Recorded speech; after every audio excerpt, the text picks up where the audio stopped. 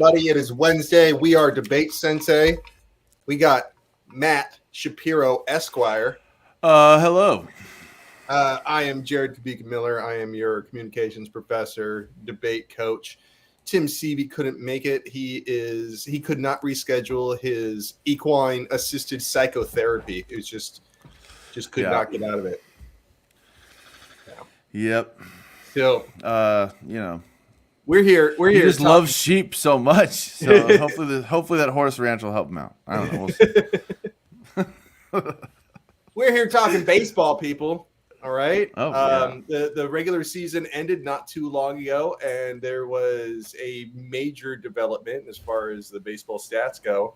And that was Aaron Judge getting the AL record for regular season home runs at 62. Single season home run record. Yeah. Single season home for the American League. For the American League. Astros. So what that did is it's kind of like a nice little debate has erupted about who the true home run king is. And so we thought we would tackle that ourselves and kind of unpack what everyone's talking about. Yeah, tackling, which doesn't happen in baseball, which not anymore since they, made the home run collisions illegal. Bastards. Okay, so that's Judge. Good. Yeah. You did some research on CTE and concussions and stuff. Yeah, like that. No, I mean, we're not talking baseball now, really, but we're talking football. Yeah, but CTE, that does lead CTE to CTE is a football and boxing contact sport related injury to your head. Turns out, if you beat your head against a wall every single time you hit your head against the wall, you're increasing the level of CTE in your own head. So if you can just. It's a brain injury. Type in CTE, has a long name. I don't remember the name, but it's brain damage for athletes. Good stuff. Happy stuff. We're talking baseball. We're talking home run records. No CTE in baseball. The question is, who is the home run king? And I think we ought to start by unpackaging some of the terms. It's always good in debate to start with some definitions. All right. So I wouldn't spend a whole bunch of time of defining home runs. I mean, that's kind of, contextually defined. Home run. It's when you hit a ball and you get to first base and then second base and then third base and then home in one hit. That is a home run. Okay, moving on. But in this context, the word true, you can start defining in different ways. And I think one way, so if I was on the affirmative, I'd be talking about the true home run king is not necessarily true meaning the one that you are going to defend, like who I recognize as the home run king. Now some people might think it's like no, it's just like whatever are the record books. Like, well, first off, you haven't said it yet, but it's like statistically, there is Jared saying that the person who actually has the statistical greatest number of home runs might not be the home run king, even though statistically they have the most. And as we go through today, we'll talk about why. You probably already know why. All 7 million. Can you believe 7 million people are watching right now, dude? I can't. Hello and thank you for watching. But literally, yeah. So keep going. I just hope Jared, that's what he's saying. One way you could define it would be as the true home run king would be the one who embodies like the ideals of baseball best, right? So even though like that's true, not what like, home run king means. Yeah. So and in some respects that could be like some people have labeled him the clean home run king. What's clean mean, Jared? Yeah. So. And that's absolutely implicating the steroid era of baseball in the late 90s. So that would be like saying, no, Barry Bonds, Mark McGwire, Sammy Sosa, even though they have more home runs than 62 in a single season. Statistically speaking, the person with the most home runs in the MLB in the history of time, as it sits right now, who is it? That's Barry Bonds with 73. Barry Bonds. Okay, Barry Bonds was 73. That's why he used Barry Bonds as an example. I know all you debaters were huge sports fans, so we might have to be especially sensitive to laying out some facts just in case. I mean, one thing I wanted to mention at the top of this is just, I've with Jared as my coach at least once. We ran into a couple sports analogies in round, and I like sports. I watch a little bit of them. Not quite so much baseball, but definitely I like to watch sports. And I remember it was one of the few times that Jared, as a coach who doesn't watch quite as many sports, I'd like to think, maybe not, looked at me and was like, this is where you can kind of really bring in your knowledge from, something we don't necessarily think of as academia, as debate. Definitely, it's not necessarily your first thought is like, oh, your knowledge of sports will help you. Well, definitely in this round it would, and I don't know. It's not the whole podcast, but I just want to make sure that we say that it's really cool when we get resolutions like this because it forces people to really kind of look at their whole life and go like, what do I know? And then, strangely enough, some of the weird, maybe not so debatey types of people on the team who are like super into sports or something like that, they're all of a sudden the people who are like, oh, like they know this or that. And then all of a sudden they're this huge resource of knowledge. So now, keep going. I'm sorry. This resolution, if this were a resolution, it would be like a question of fact. Right. But even questions of fact have value implications in them. And what I mean by that is that you could have a criteria. It's not just, it's like, OK, like who statistically holds the most home runs is less important than who we advocate as the home run king, because who we personally advocate as a home run king leads to better discussions and it promotes the ideals that we want to see in baseball. And so you say, that's why I'm going to declare, Aaron Judge the home run king. It's not because statistically he is, but because he has a lot of home runs and he embodies the ideals that we want in baseball, as opposed to some of the people that in the past that did not. You know what I mean? No, you don't know that Lance Armstrong juice going on in here. You know what I'm saying? I mean, that's a pretty good case study right there. You know what I mean? Is that now that one. Lance Armstrong, for those of you who've been sitting under a rock for the last 5-10 years, was the king of cycling, won the Tour de France several times, and then got cancer and still won, and everyone held him up like this bronze statue that we'd all pray to, and then turns out he was doping the whole time and got all of his titles stripped from him and fell from grace. So you could use analogies from other sports. I think that's totally fair. It's like, listen, in other sports, when people are caught using performance enhancing drugs, right? Olympics as well. I'm pretty sure there's a few Olympic examples where people get stripped of things because it's post win or post gold medal. Their blood gets sampled in a lab and they're like, oh, there's a bunch of human growth hormone in this. Like you got to pull they're cheating. I mean, that's what we haven't said that yet, but it's a cheating thing. It's like, is it cheating to take drugs or to do things with, I don't know if the Astros had any good hitters that one year where they got caught cheating, but if you knew what pitch was coming, does that put an asterisk next to your home run record because you were cheating? I mean, that is kind of the discussion we're having here today. Does anything go? Is the home run king the person with the most, or is it the person who didn't cheat who's the home run king? Okay. Yeah. So let's start with Aaron Judge is the king of the home run king. Okay. Now there's one really kind of interesting way to take this. I won't spend too long on it, but you could say that because he is the American League home run king, that makes him the king because the American League is better than the National League. And then you could just make it into a debate about why the American League is better than the National League. You get into like why having a pitch hitter is better. That's the big difference, right? The National League, or which one league has the pitch hitter? Yeah, pinch hitter requires pitchers to hit. American League. Okay, so in baseball, one position on defense is the pitcher. And normally, you think of baseball, everyone who plays defense has to play offense or has to hit. But in the National League, there's this thing called the designated hitter. No. That's the pinch hitter. That's the designated hitter. Oh, that is the pitch hitter. Designated hitter. I'm sorry, not pinch hitter. Okay. Like those are slightly different things. But the Same designated term. hitter is American League. American League. Yeah, and so you say like that's a better system, and therefore, since they're in that system, that they're like screw the National League, they're dumb.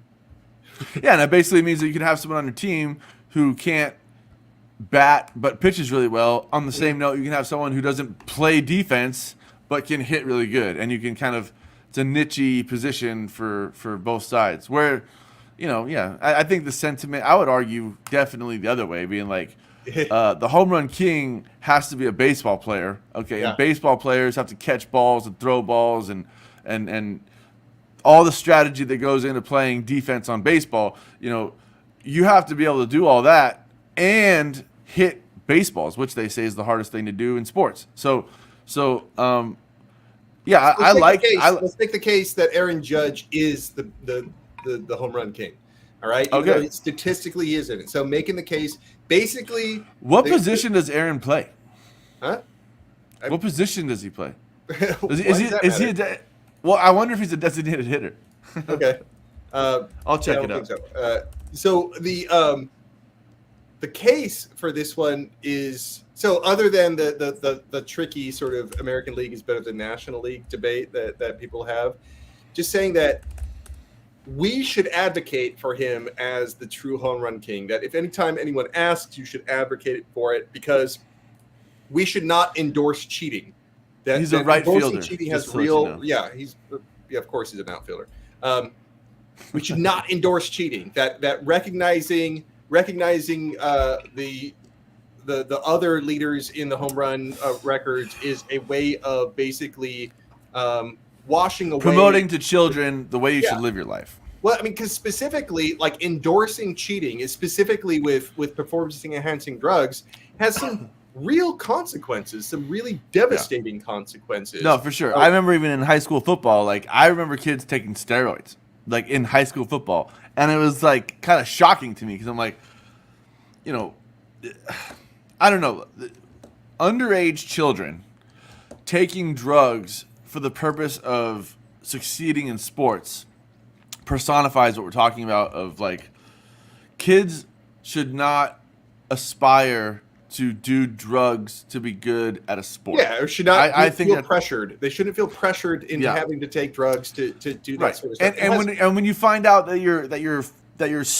the face of a league is not only because, but in part because of these drugs, you're essentially endorsing to children, that if you want to make it to this level, do these things. And I think that's dangerous because, I'm sure there's one or two kids who are just stars and they do benefit, but I think the vast majority, even whatever benefits they get from performance in a sport, likely is outweighed by any sort of, most people don't go to college sports, and definitely most people don't go to pro. But you can come up with real examples. There's actual examples like Rob Garibaldi and Taylor Hooton that both committed suicide because it was right after the steroid era. They were trying to get into the big leagues. They were juicing up on steroids. It causes massive depression, and they killed themselves. Like there's books written about them. There's foundations because of it. There is like congressional testimony surrounding this. You know what I mean? Yeah. It's like, so there's lives at stake when you endorse this type of behavior, when you celebrate this type of behavior and say, it doesn't matter what you did. All that matters is that you hit dingers. Yeah. And if you got to take a stand, it's like, no, there's other things that matter more. Things matter more than that. And I mean, we're 15 minutes into the podcast at this point. I mean, I also, okay, let me play the devil's advocate here. I also can see, I was talking to Jed for the podcast where it's like, it is true. Although it's true that kids look to sports stars often as heroes and as, as role models. Like, they aren't, there's a lot of sports stars who would say, look, I'm not a role model. I am me, and I want to play, I want to be the best, not because I want to be a role model. Like, I want to be the best. And I'm going to take some dangerous ground here, all right? If it's true that Barry Bonds hit an extra 20 home runs because of his performance-enhancing drugs, well, The neg ground in this debate could be very well, hey, Barry Bonds is a 30-year-old man. He gets paid millions of dollars to hit home runs. Who are we to stop that person from utilizing anything they can? That's available to everyone, by the way. Although it's cheating, it's called cheating because it's against the rules. If it wasn't against the rules, everyone would have the opportunity to take it. It's not like finances are an issue. It's not like doctors are an issue. It's not like in Barry Bonds' case and in Lance Armstrong's case, it's not like you couldn't get it at that level. Okay, the question is it moral? And more importantly, actually, is it against the rules of the game? Because each game has its own, each league, association, whatever, has its own rule book. And the reason we call it cheating with Barry Bonds is because of the rules. And if you wanted to, you could almost equate it to be like, hey, marijuana is a Schedule I drug. And it's only illegal because there's an arbitrary rule that says it is. And we're going to get into all the negative health effects, and you shouldn't do drugs, kids. Like, I think there's an argument. Sidestep, though, is kind of like, well, he can do what he wants. It's like, and we can do what we want. And that's totally, yeah. And so the question is, do we recognize that? Not should he do it? You know what I mean? It's kind of like, if he does it, what's the consequence of it? One of those consequences is you don't get to claim, like this record as being untainted. It's a what's the single season record for Bonds? 73. And then Judge is at like 66 or something like that. 62. So that's, just so tangibly people can kind of know what we're talking about. What are we talking about? Barry Bonds and or Sammy Sosa. Sorry, Sammy Sosa. Who is it? Single season? Sosa, McGuire, and Bonds have records higher than 62 for a single season. And so single season. Yeah, all right, but it's within 10. It's not like it's not this is kind of where it's funny, where it's like, we're not talking about an inhuman amount of home runs or something like that. It seems possible to get another 10. I don't know, but more so than 100 or something like that. But the record stood since 1961. It's hard to do it. And not only that, but the balls that they're using were actually sort of deadened, right? The way that they were, that the internal structure was wound up, the tightness of it actually made it harder for people to hit home runs. Everyone else hit less home runs, and he hit more. So that is an amazing feat. Have you seen that documentary about baseballs being the manufacturing of baseballs and how it's affected the potential effects it's had in the league? I haven't seen the documentary, but I've heard all about how the it's really good. I should find out what it's called. Yeah. But yeah, they were just talking about how that's totally, scientifically speaking, if you take a scientific lab and you take 50 balls that are manufactured this year, 10 of them are bad, or that's an over exaggeration, but there's statistics on the balls manufacturing process is kind of changed, and the raw material sources. You can see it in the performance. More people are hitting less home runs, and Aaron Judge hit more. So that's a pretty good indication that's just pure skill. You know what I mean? It's just pure unadulterated skill that should be recognized. Uncircumcised skill. Yeah, the king. You know what I mean? But there's another thing to cheating. It's not just the children that are involved, but other people's careers are involved. The cheating scandal with the Houston Astros. There's a pitcher who, a pitcher was kind of I don't know how they're laying off these pitches that they didn't normally lay off. And he got moved down to the minors and never came back from that. Yeah. You know what I mean? It's kind of the stats that you're getting that are good for you are bad for somebody else. And if you're cheating, that's kind of unfair. Just so everyone knows, the Astros got popped a couple years ago, 4 or 5 years ago. I don't remember how many years ago. Yeah. But long story short, when the Astros were hitting the ball, they had someone with binoculars or something staring at a catcher or something, and would at the beginning they would use 2 trash cans Oscar the Grouch and just bang together. If they banged it once, the pitcher would hear it, or sorry, the batter would hear it, and they'd be like, "Oh, once means a fastball."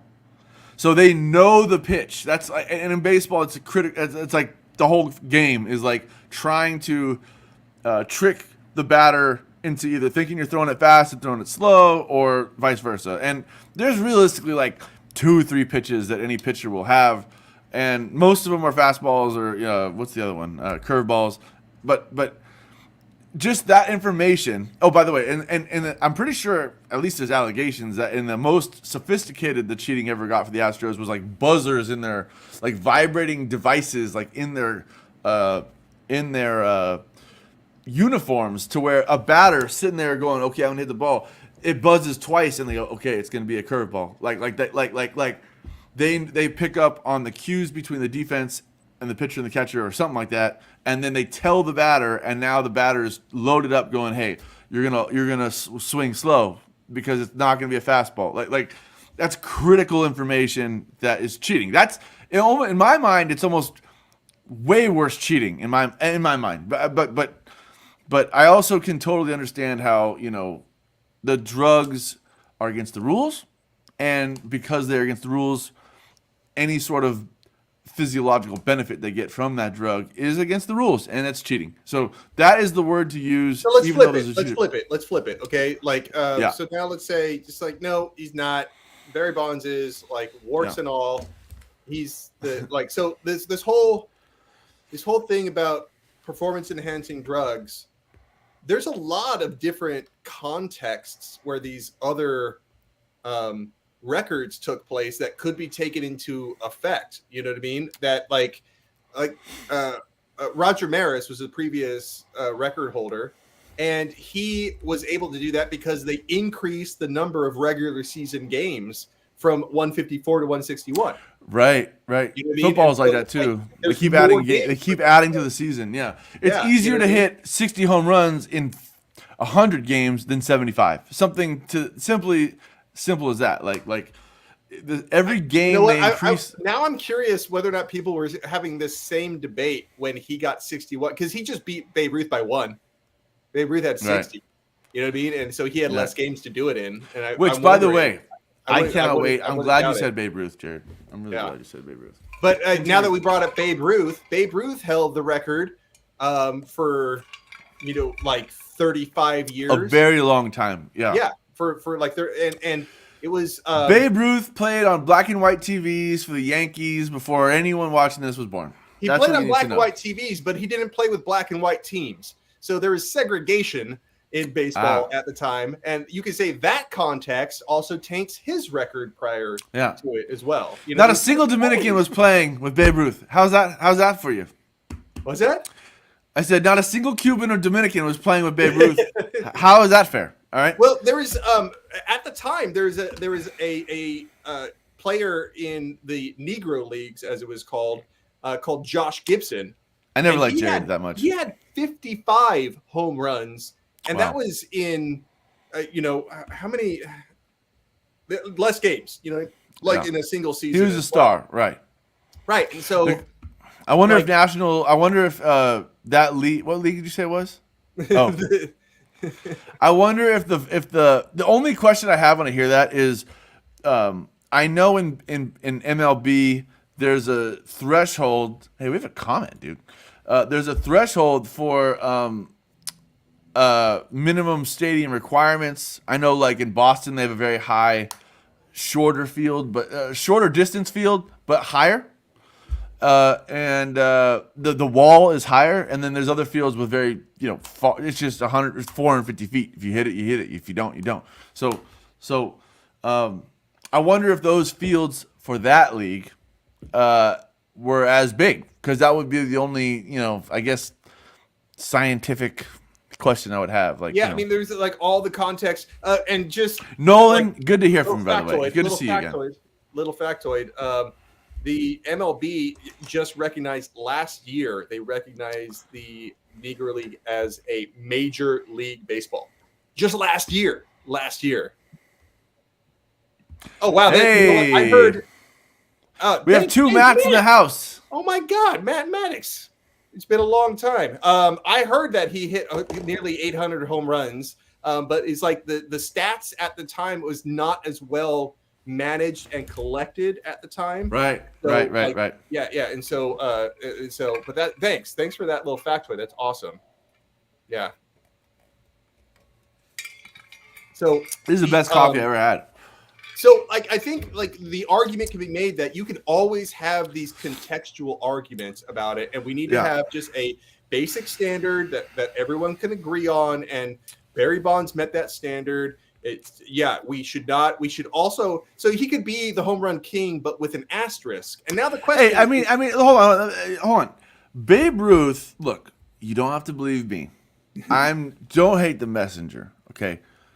I've heard Babe Ruth. I've read Babe Ruth was doing cocaine like crazy during his home run time. So, the irony to me is we're using him as the benchmark, which, look, I don't have any studies on the athletic benefits of cocaine in a baseball game. Any evidence I would have is purely anecdotal from somebody else. But I can't help but think that even his benchmark record is technically should have an asterisk, because that guy was juiced up on steaks and uppers. And so who knows? All I'm saying is who are we to discredit Babe Ruth or Sosa, Bonds, McGuire, when in fact the record for 35 years was held by a guy doing cocaine in the dugout. So I don't know what to tell you, and I will just grant the argument without any basis that was a performance enhancing drug and that he benefited in his reaction time or whatever the heck it was from that drug. So Matt. So Matt, earlier in the episode, I was talking about how you could just say the AL is better than the NL, and just if you were given this topic, you just say, you know what, he is the king because he leads the AL, and AL is better than NL. I think that's and Nolan follows up too, by the way. Make sure you get Nolan's up here. Look, Nolan, you're right. Babe Ruth taught kids to enjoy the game. But look, I'm going to fight. I'm going to argue with. I guess you could say a little bit too much. Dude, Sammy Sosa, Mark McGuire, and Barry Bonds also did that. You can't. That's not relevant. Okay, I'm going to use that word. Everyone we're talking about here has a fan who's 4 years old who wants to hit it out of the park like them. Okay, and so that's kind of the part where I'm saying, look, the devil's advocacy part would be, hey, these are pro athletes. They're not high school students. Let them do what they want to do to be as best as they can to put on a show for everyone to watch. And who's to say that to love the game so much to distill it down into a fine powder and then put it into a syringe and then inject it. Snort it up there, no. Okay. No. I mean, literally, I'm telling you, I will tell you this. The thought that you take a human being, a real, Jared is allegedly a human, I'm a human, if you take human beings and you take peak athletic mental people who are Barry Bonds and Mark McGuire and Aaron Judge all see a fastball at 100 miles an hour different than you and I. Okay, there's just no question about it. So who are we to say that when you get to that level, you don't have the right to take it as far as you can? And that's what I'm trying to say. Where go ahead. What does it say? Yeah, no, he's right too. See, look, baseball's dying, okay? Baseball is dying, all right? And part of the reason is because of the steroid era. But part of the reason is because the rug got pulled out. You know what I mean? Yeah. You're hitting 100 home runs a year, and then all of a sudden they're like, hey, you can't take those drugs anymore. And now all of a sudden Aaron Judge hits 66, and it worked on the physical level, but even on a larger metaphorical level, it really pumped up interest in the baseball, and then once the juice wears out, then it just deflates. The juice wore out because the league cracked down. Look, this is what I was just trying to say. I didn't get to finish my point. Matthew Maddox. I don't know if you go by Matt. I go by Matt. But thank you for your point. Again, if you have these finely tuned athletes who are literally plateauing at the peak of physical ability for a human being in their respective sport. And you give them a little powder, and all of a sudden they do a little bit better. In the adult pro leagues, who is to say what you can and can't do to be the most ultimate player? Because ultimately, we want to see athletes in every pro league do superhuman things. Go ahead. Yeah.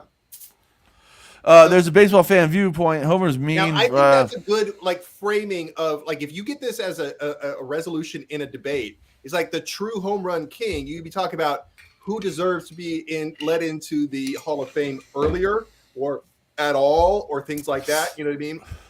People are denied Hall of Fame entry for a number of reasons. I think that is a completely good way of looking at it.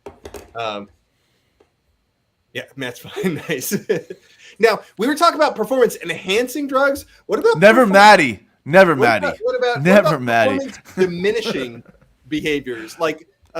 Babe Ruth was known for eating like 3 or 4 steaks for dinner and then having snacks of 6 hot dogs with 4 bottles of Coke in between. There's no way bottles of Coke enhances. By the way, at that time, Coke had Coke in it. You know that? Yeah. So the cocaine diminishment factor, does that mean he's still the greatest of all time? I don't know. All no, right. Hey, look. Yeah, go ahead. No, you're good. You're good. No, I you know what? Look, neg. I'm talking to you on the neg. It is true. Nancy Reagan, drugs are bad. All right. But and I do not condone high school students doing it. But a peak athlete, I mean, in a pro league that we're watching at night when we get home from work and we want to watch a game, I don't think it's crazy ground to just stand on that rock and say, look, you don't know what it's like. These people can get another 10 home runs. We want to see another 10 home runs. What they do. Hey, last thing. Hold on. One more thing. Privacy. I don't want to jump into this too much, but who is to say that it's up? Why should we even know what they do?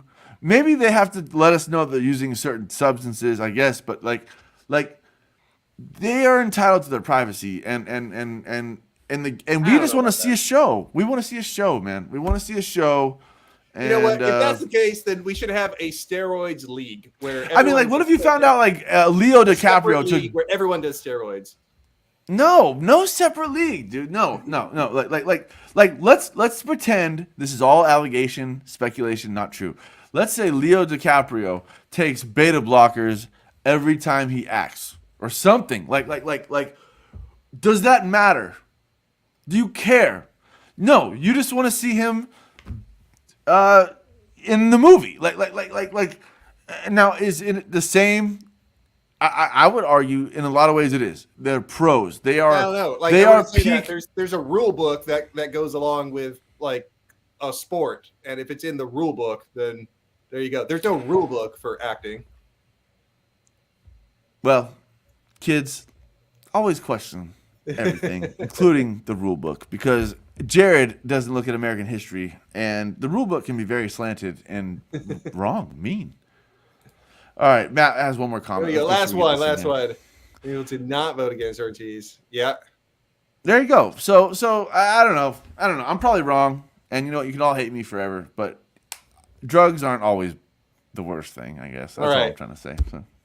Hey, Maddox, you got to contact me, man. We got to hook up again. All right? All right, I'm going to say Jared's phone number. His phone number is... All right, see you later, everybody. Catch you next week.